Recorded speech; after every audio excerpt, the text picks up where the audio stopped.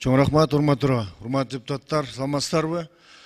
Мына кечиндеси көрдүңүздөр, интернет булактарында мына TikToктогу жаман нерселерди көрсөтүп, бул TikTok деген биздин жаш муундарды жаман жака идеологияны бура турган болот окшойт.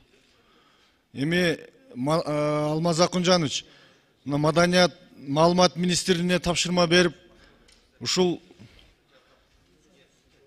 TikToктун жаман жака бурмалап атканы боюнча иш алып барбайсыздарбы? Эми уятко мындай көрүп туруп бул үй бүлө менен кантип көрүп атат. Анан кийин бул жерде биздин мамлекеттин улуттук баалуулуктар, улуттук саясаты да болуш керек да. Ошону карап аткан тармак эмне кылып атат? Башка өлкөлөрдө жок го бул TikToкту андай көрсөтө тургандар. Өзбекстан, Казакстан дегенде. Ушуга көңүл буруп койсоңуздар, же чакырасыздарбы? Рахмат. Депутаттар Алмаз Акунжан жана Шайлоо Карбеш туура эле маселе көтөрдү да, жанагы TikTok боюнча. Эми жана маданият министрлиги муну көзөмөлгө алыш керек, сөзсүз түрдө. Башында башталды, азыр караганга коруп калды. Эми жаш балдар биздин идеологиябыз болуш керек да. Жаш балдар жана спортко үндөшүбүз керек. Назар коллегаларыбыз айтып кетти. Эми жана биздин үрп адат, маданиятыбызды, идеологиябызды жандарыш керек да.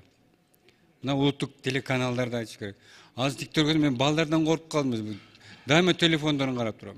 Башында эле жакшы башталды, азыр болсо жанагындай ичкөнү башынан кийип мындай бизге мындай биздин маданиятты мындай жакпаган нерселерди көргөзө баштады да. Бир көзөмөлдөгөн бир биздин мындай министрликтер бар боюнча. Алмаз Акунжан.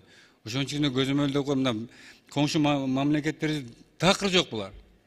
Анан эмне ушу биздин мамлекетке келип мындай пилоттун проекттер кылып ушундай кылып киргизип атышабы ушуларды. Бул бизге жакпайт ошон үчүн Алмаз Акунжан бир көзөмөлдөөчү мына маданият министрлигине айтып ушуну бир бизге эмесин берип койсоңуз жөн ошол боюнча. Рахмат. Рахмат. 5-чи микрофон. Саламатсыздарбы, урматтуу коллегалар?